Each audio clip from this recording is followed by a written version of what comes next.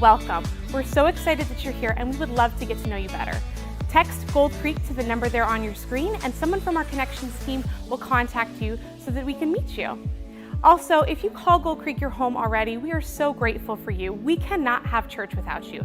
For your time, for your resources, for all of the energy that you give to our church, thank you so much. And if you're looking for an opportunity to get more involved by giving, text GC Lake Stevens to the number on your screen right now. Enjoy service.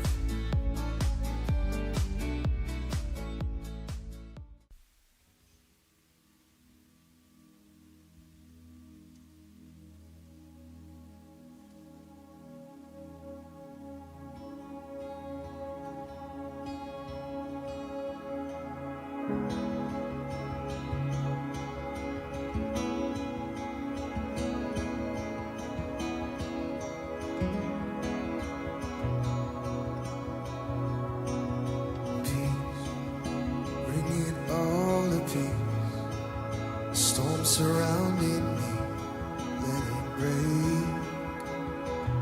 Let your name still call the sea to still, the raging me to still every way.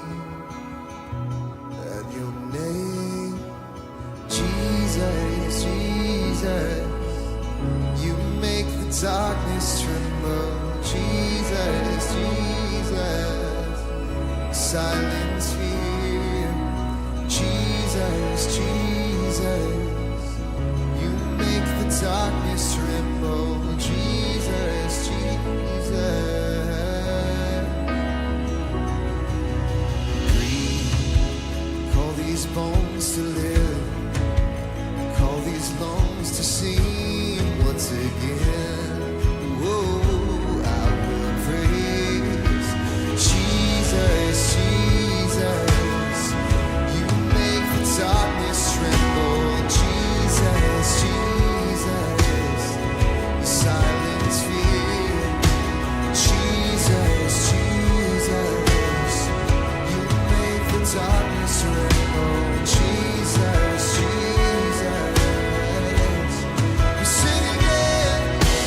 Jesus, Jesus, you make the darkness tremble. Jesus, Jesus, silence fear. Jesus, Jesus, you make the darkness tremble. Jesus, Jesus, your name is a light that the shadows can't deny. Your name cannot be overcome. Your name is a light forever lifted high. Your name cannot be overcome. Jesus, Jesus, you make the darkness tremble. Jesus, Jesus, silence fear. Jesus, Jesus, you make the darkness tremble. Jesus, Jesus.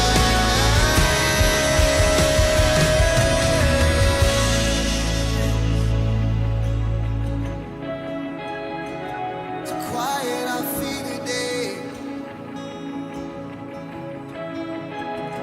would you quiet our feet right now?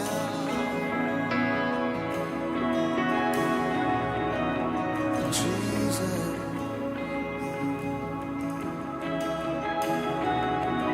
your name is a light that the shadows can't deny.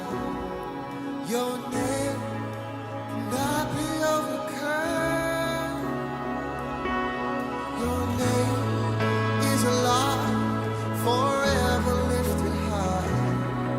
Your name cannot be overcome. Your name is a light that the shadows can't deny. Your name cannot be overcome.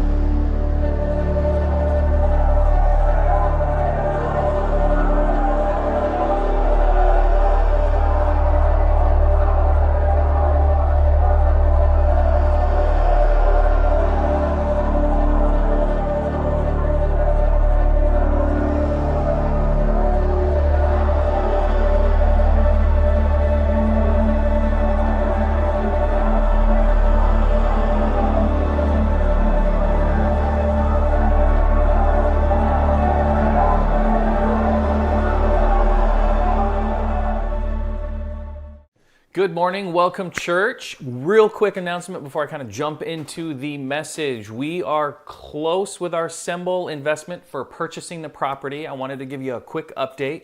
We are within 100,000 of our goal. So if you've been just waiting to come in at the last moment and swoop in and provide the rest, here's your opportunity. Or if you know someone that their name just popped into your head, it happens all the time. Just this week, someone said, oh, you know what? I have a friend who actually has been thinking about investing somewhere, so I'm going to go talk to him.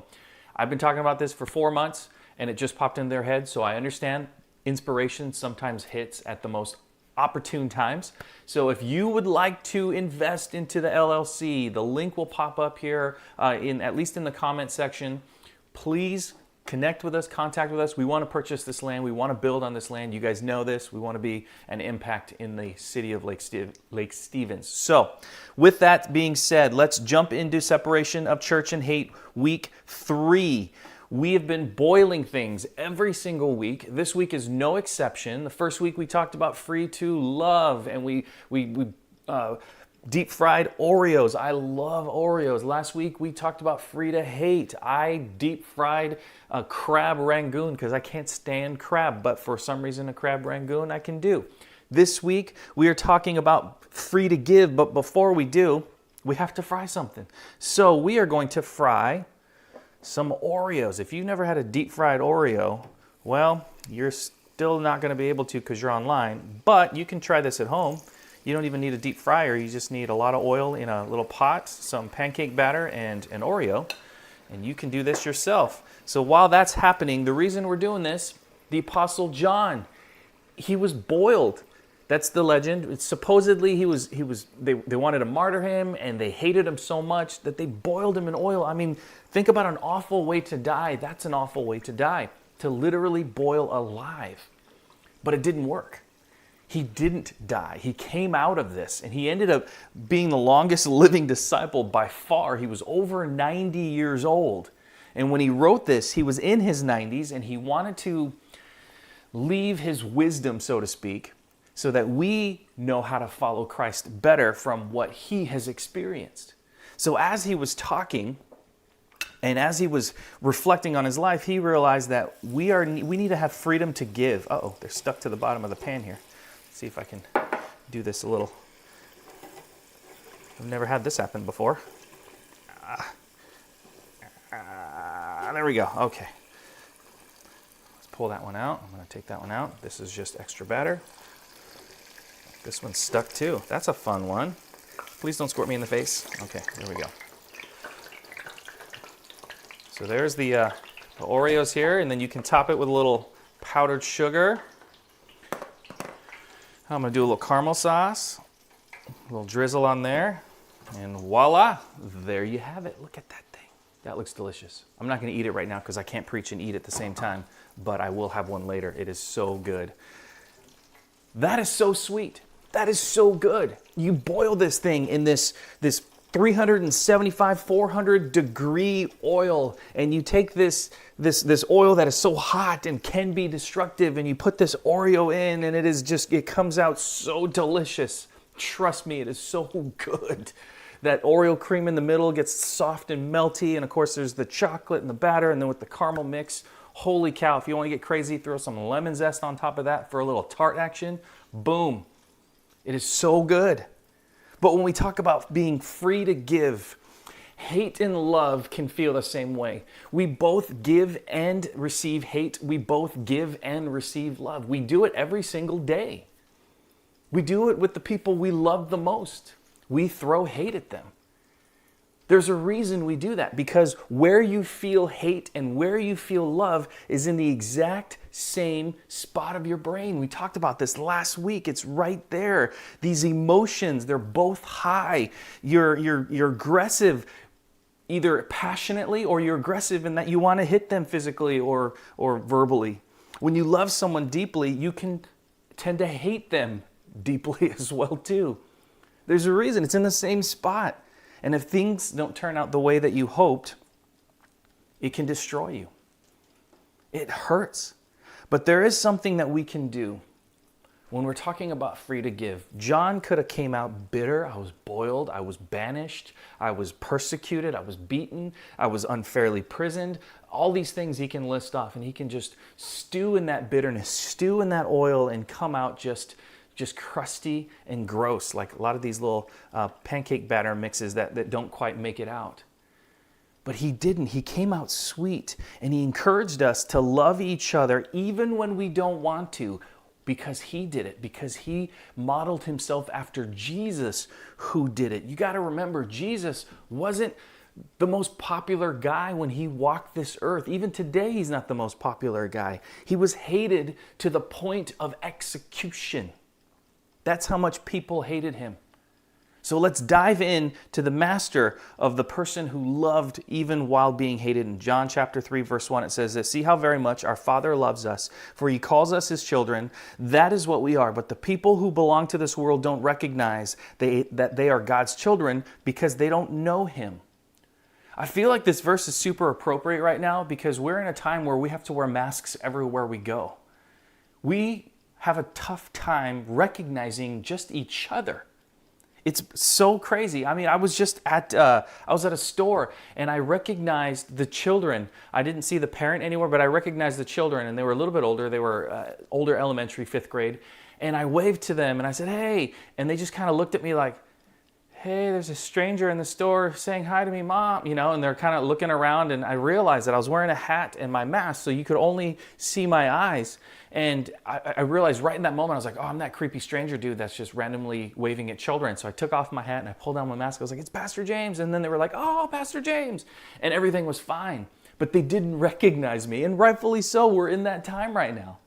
This verse says that we recognize, God calls us to be his children, but the people who belong to this world don't recognize that because they don't know God. It's like there's a mask that they can't see past. And if they can just find a way, it will open up so much, that recognition that, "Oh, yes, I know you. You're a part of my life. I recognize this. We are his kids. Our Father loves us." Oh, I love this part.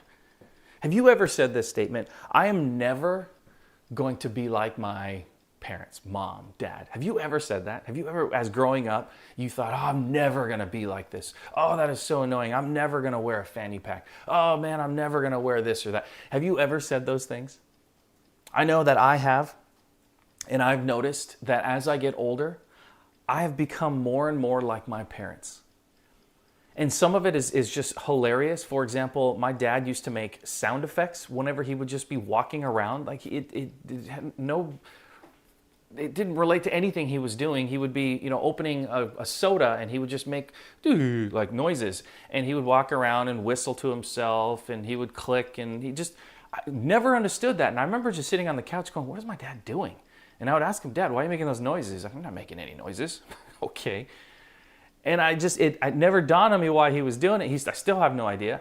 And I just found myself just a few years ago doing the same thing. I was in the garage picking up tools, and I'm making random clicking sounds. I'm like, what am I doing? Oh no, I'm become my father.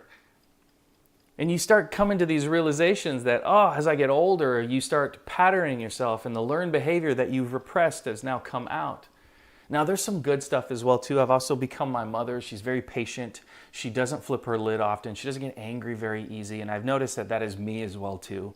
So there are good things, there are bad things, there are annoying things that you will pick up as you get older. But I found, even now as a parent, I love when I'm sitting on the couch or I'm sitting in the chair, and my littles, I call them my littles because I have my biggers, and then I have my littles, will come and they will just want to sit in my lap and just want to snuggle for a minute. And it's not very long. It's usually only about a minute or two, unless I'm playing something on my phone. Then they want to play, so that could be longer. But I've noticed that those times are so special, and my littles time is disappearing, because I used to have 4 littles, and now I have 2 littles, and soon it's going to be 1 little, and then it's going to be no littles. So with each opportunity that I have, when they come and sit in my lap, I breathe it in. And like Braylee just did it this week, and she just laid on my chest, and she just played with the back of my head, and she just kind of just laid there and breathed in her father. And I love those moments, because it reminds me how personal Jesus made our connection to God, our Father in heaven. It reminds me that before all of this, before Jesus, it was about laws.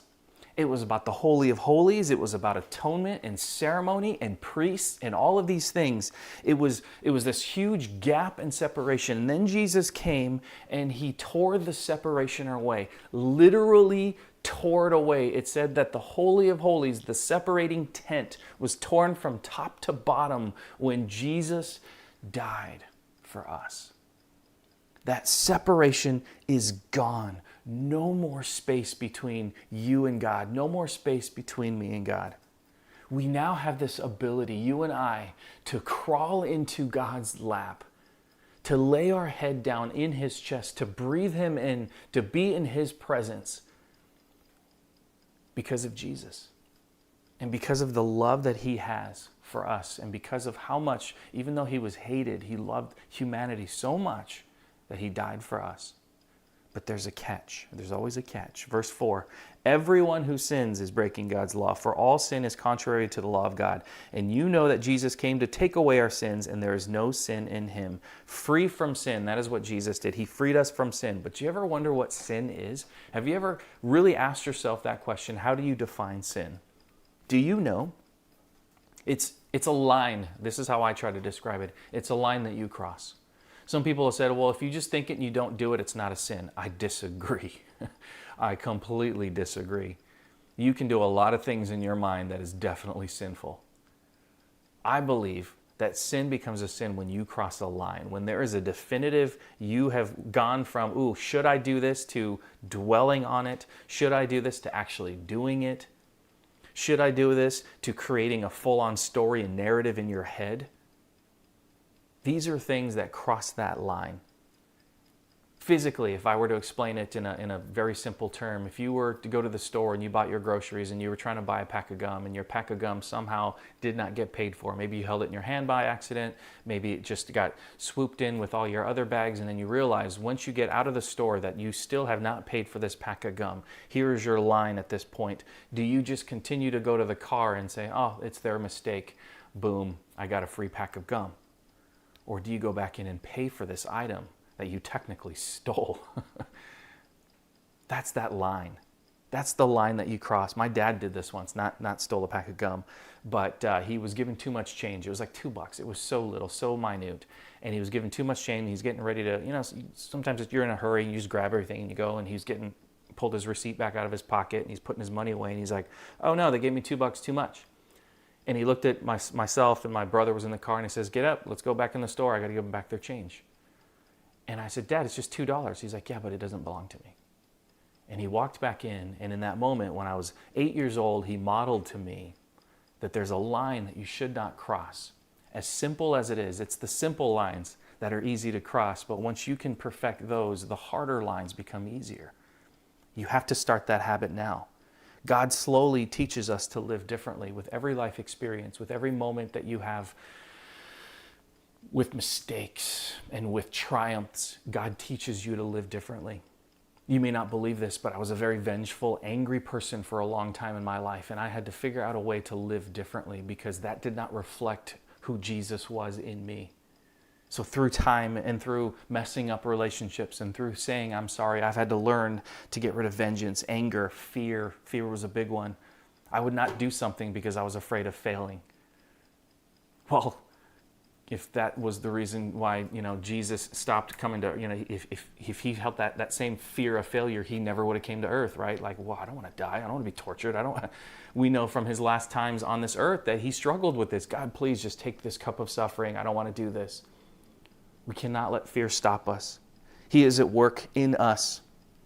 And the more that I live in him, the more that I draw into his lap, into his presence, the more that I seek God, the less I will sin. And it makes absolute sense, because let's just picture two sides to a fulcrum. God on one side, sin on the other. The closer you get to God, the further you are from sin. It is just physics, right? You're closer to point A than you are to point B if you're in the middle. So why wouldn't it make sense that if you draw close to God, you draw away from sin? That's how you master this. That's how you become free from sin. Let's keep going here. We don't want to spend our entire message here, even though I could. Verse 11. This is the message you have heard from the beginning. We should love one another. This is from the beginning. Free to love. When he talks about free to give, free to love is a part of it. Because, here's why. Jesus talked about loving each other over and over and over again, to the point that his disciples, when they wrote their letters to the churches and to the other disciples that they were discipling, they said the same stuff. Love God, love each other, over and over again. Why? Because it's important. Those are the things that we take with us eternally. I talked about this last week, the eternal perspective. Not what you gain, not your status, not what they write on your tombstone, but the people and the lives that you impact. That is why he talks about this. And when you look at it, when you read John's letters here, you got to realize that he was one of 12 guys that Jesus brought together that made 0 sense. They made 0 sense. I mean, talk about zealots and rough guys. Jesus had tax collectors in his party, like in his discipleship group. He had thieves. He knew about Judas, but yet he still left him in charge of the money. He had thieves in his group. He had the John and his brother. They were called the sons of Zebedee, the sons of thunder. They were known to be rough and fighters. He had these on-edge, burly dudes. He had quiet guys. He had people that were outspoken when they should have been quiet, like Peter. He had engineers, he had fishermen. He had just a messy collection of this. And if you were to look at it, and they probably did, the people around him were like, how are these guys Jesus' guys? There is no way that they're ever going to get along for long enough for Jesus to impact this world. And they were probably saying things like, there's no way, Jesus, that you can get these collection of guys to change and to love people the way that you love people. And I just imagine Jesus standing there hearing this going, here, all right, hold my wine, watch this. And he just goes and says, you're going to see something amazing. And if he can do it, we can do it. And if these guys can do it, you and I can do it. Thieves. Terrible people, the fighters, they cursed all the time. They were just rough and tumble guys. These guys became a collection of men that loved deeply. They loved deeply. And we all have to understand that there is a moment in our lives where we're going to have a line to cross between love and hate. And God is going to be whispering. God is going to be screaming. God is going to be pushing. He's going to be pulling and saying, choose love. Choose love. Let's keep going. Verse 12. We must not be like Cain, who belonged to the evil one and killed his brother. Why did he kill him? Because Cain had been doing what was evil and his brother had been doing what was righteous. Don't be surprised, dear brothers and sisters, if the world hates you. Free to be hated. You're going to be hated. Why? I don't know. Maybe it's because we expose a way of life that is not healthy. Maybe it's because we sound judgmental to them, which we probably do, and we probably deserve that. Maybe it's because it feels impossible to overcome something. I don't know. And sometimes maybe it feels like we aren't fun. You know, oh, you guys are Christians. Oh, I'm so sad for you. You guys don't have fun anymore, huh? You just sit around all day and read the Bible and pray and stuff, huh? That's all you do, huh? Those are actual things that people have said to me. I'm like, no, that's not all I do. I mean, think about it. We believe that Jesus is our way to salvation. Let's talk about just basic theology. He's our way to salvation, not just being a good person, not doing a couple good deeds, not letting someone just cut in front of line in front of you, which those are good things. Not just giving all your money, some of your money, parts of your money, enough of your money, not giving your time to just serve in the church. Those are all great things, but those are not what the Bible says will bring you salvation. The Bible says, believe He is God, believe that He died and rose again, and you will be saved. That is it. That is how you are saved. That is how life change should happen, that you believe that Jesus is who He says He is, He did what He said He was going to do, and that He is going to change your life, and you're surrendering your life to Him. That is salvation. Now, when you look at it in that way, there's a lot of interpretation for reality here, that your perception of what I just said could be so different. And when we're talking about reality, what you perceive is your reality. It doesn't matter if there's truth that combats it. If you believe with everything inside of you that a blank, whatever you want to talk about, is your reality, then that is your reality because that is how you perceive it. For example, and I'm going to get a lot of flack for this one, I don't believe that Neil Armstrong landed on the moon. I just don't. It's been a conspiracy theory for decades, but I think that the government and NASA faced some pressure because the Russians were closer than the Americans to landing on the moon. So they said, let's go to Hollywood and let's just do it on a soundstage. That's just my personal belief. That's my perception of what happened. I think eventually we landed on the moon. But I think to say that we did it first, they did it in Hollywood. Now, I could be wrong. No one's going to know for sure. And hopefully the FBI doesn't knock on my door and say, you need to stop saying that kind of stuff. I don't know. But that's my perception. And that's a silly one, I know. But that's my perception. So for me, that could be my reality. What you believe is your reality. So when we're talking about free to being hated, people have a perception of Christians, of you. And a lot of it is deserved because of the way we have attacked people. And some of it is unfair because we didn't attack everyone. But that perception is still there. So you have to find ways to push through and show them this is not who everyone is. This is not who I am. You can't change the people around you, but you can change yourself and show them the reality of what Christ and life change can do. Show them your life. Verse 16, we know what real love is because Jesus gave up his life for us, so we also ought to give up our lives for our brothers and sisters. Dear children, let's not merely say that we love each other. Let us show the truth by our actions. He says actions twice now. Oh, here it is again. Our actions. Number 3, will show that we belong to the truth so that we will be confident when we stand before God. Love gives. That's what real love is. It gives. It gives to each other, to marriage, to parenthood, to friendship, to work relationships, to your neighbors. We should be giving our lives like we share these Oreos and these fried foods every single week. We should be offering our lives to people. Now, disclaimer, don't do it. Don't be creepy. Don't go to someone and say, how can I die for you today? That's just weird. That's just creepy. Don't say it like that, right? You don't want to turn them off. Do something different. Say things like, how can I help you today? How can I pray for you today? How can I just serve you today? Is there something I can do for you? Can I help you with whatever it is? And be specific. There are 5 love languages, and I'm not going to spend a whole lot of time because we don't have a whole lot of time. There's one that's physical touch. People express and give love through touch, through hugs and things like that. One is words of encouragement or words of affirmation. Acts of service. Gifts, we express and give love by things that we give, and spending quality time. Those are the 5 basic love languages that every person feels either gives or receives. Now, you have to be careful with that because one time someone heard that one of my love languages is physical touch, but my physical touch is very specific to my wife. So I had a dude that came up and he just started like giving me a back rub, and you know, he couldn't sense the fact that I got all tense, and he's like, "Oh, you're all tense." I'm like, "Yeah, dude, because you're rubbing my back. This is weird." And then he gave me a hug for like 45 seconds, which if you don't think that that's like a long time, that's a really long time to hug someone that you don't want to hug. 45 seconds. I was waiting for Jesus to come back in that moment. It was really, really bizarre. But they were trying. And I had to tell them, hey, yo, my love language, the physical touch one, that's mostly for my wife.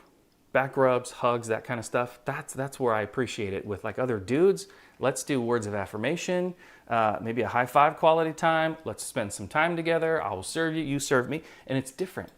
But we find ways to connect. We have to meet them at their level. That's the thing too, is he was trying to meet or to show love by having me meet him at his level. When that didn't work, we have to meet them at their level. Real love meets them where they are.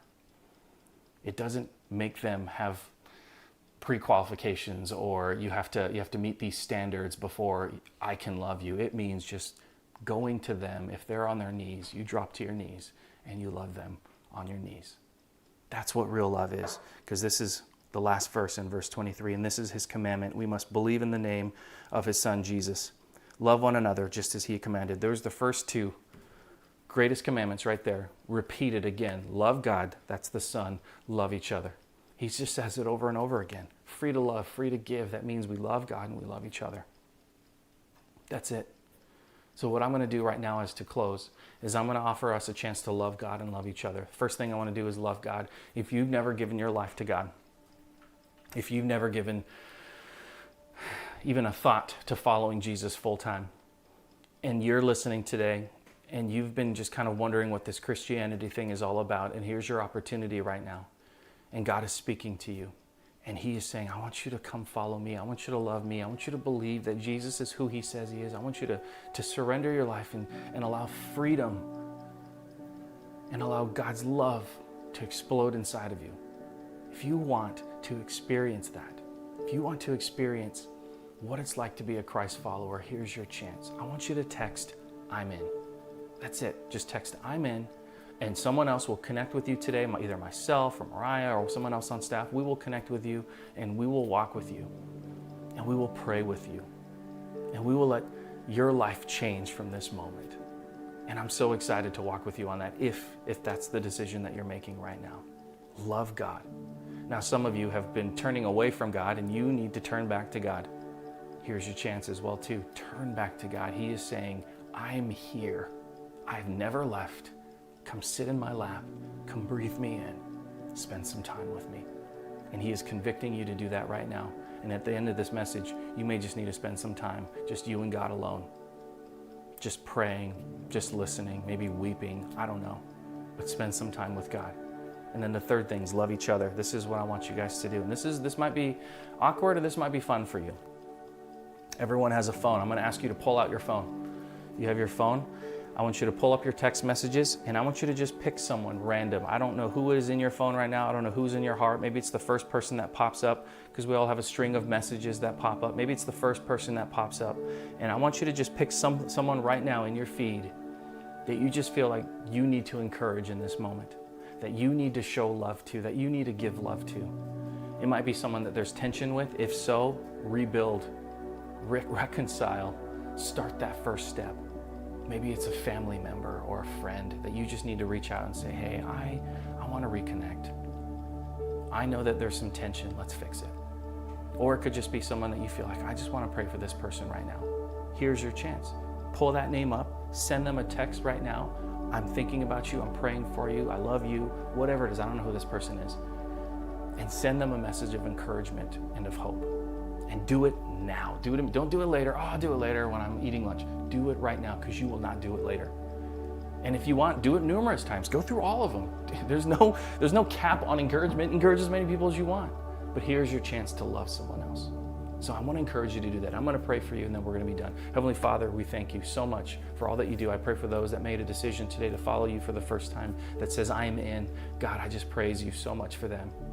I pray for those that need to turn back to you right now, that they just spend some time just doing some business with you, just getting it out, just laying before you, just breathing you in. And I pray for realness and authenticity in them right now. And then I pray for our encouragement. I pray that every person watching right now spends some time just encouraging each other and telling each other how much they love them. And I ask for these things in Jesus' name. Amen. Thank you guys again for being here, for being online. We're excited to be here. Hopefully, the plan is, if we can get some good internet, we're going to try to do all of this live, but we're still working on that. Just hold tight. I know some of you guys have been asking, so I wanted to give you that update. Miss you guys, love you guys, and I'll see you next time.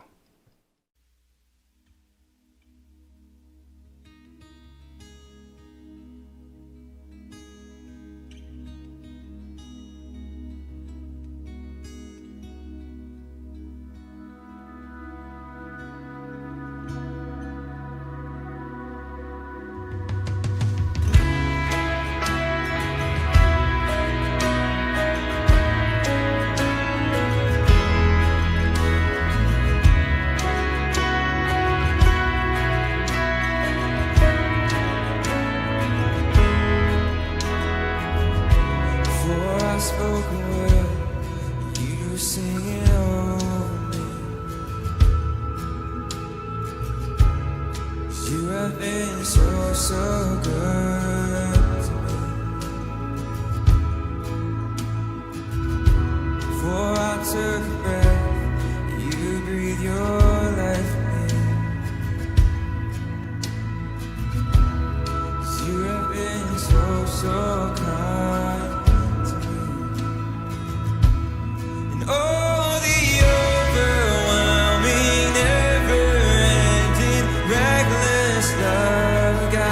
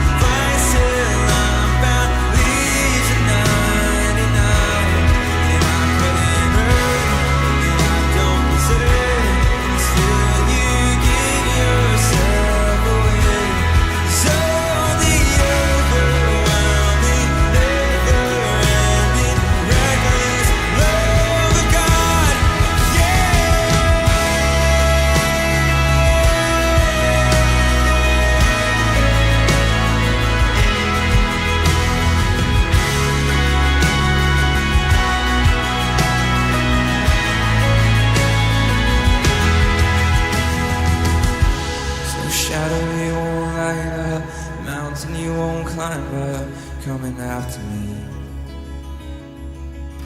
There's no wall you won't kick down, lie you won't tear down, coming after me. There's no shadow you won't light up, mountain you won't climb up, coming after me. There's no wall you won't kick down, lie you won't tear down, coming after me. There's no shadow you won't light up, mountain you won't climb up, coming after me. There's no wall you won't kick down, lie you won't tear down, coming after me. There's no shadow you won't light up, mountain you won't climb up, coming after me. There's no wall you won't kick down, lie you won't tear down, coming after me. 'Cause all the overwhelming, never-ending, reckless love of God is only chases me down, fires till I'm found, leaves in the night. 'Cause I couldn't earn it, and I don't deserve it, still you give yourself away. 'Cause all the overwhelming, never-ending, reckless love of God,